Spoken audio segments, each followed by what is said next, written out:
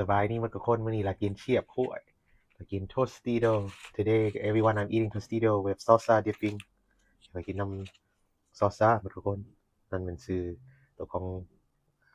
ซอสบักหลาคั่วอันนี้น้ำเสียน่าสิกินมึงเด้อเด้อพี่น้องปองปายหมดทุกคนเดี๋ยวก็สีว่าเถียงมาหมดทุกคนอ๋อแซ่บเลย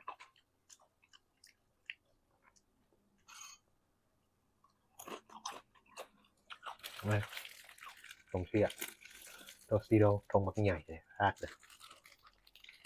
ซื้อตัวพาร์ตี้ไซน์นี่ทงใหญ่กว่าหมูเม็ดเลยนี่เสียบโคตร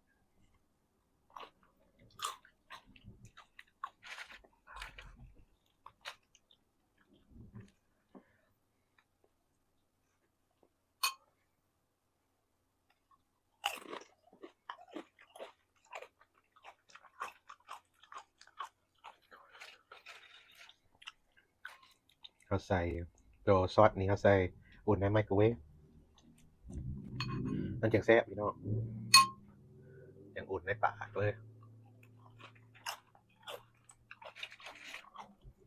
เดี๋ยว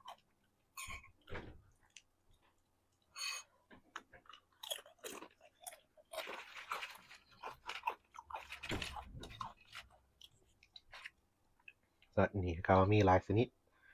บางอันมีเขาตัวเผ็ดผลอ่า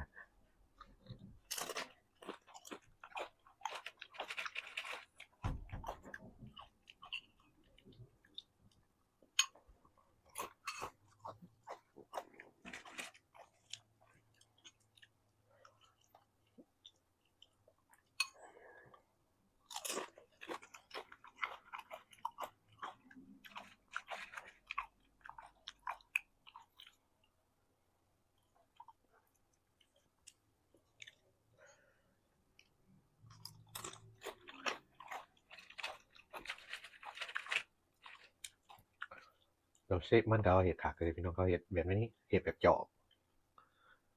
มันจะคั่วเลยเลยมันจะขาวแล้วมันจะเป็นแบบบวง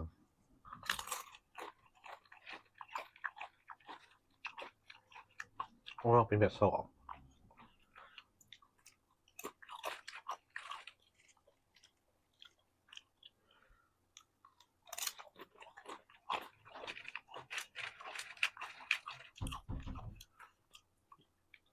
นี่คั่ว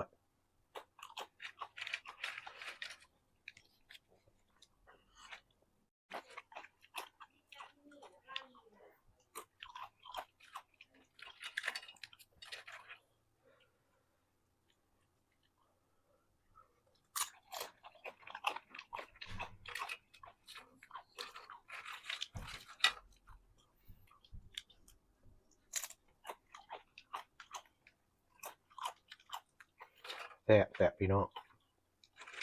โอเคพี่น้องเพราะฉะนั้นเด้อคั่วกินเชียบมันนี่กินน้ำซอสซ่าหมักเลน Okay, thank you everyone who watched the channel. Subscribe. We appreciate you really much. Okay, bye.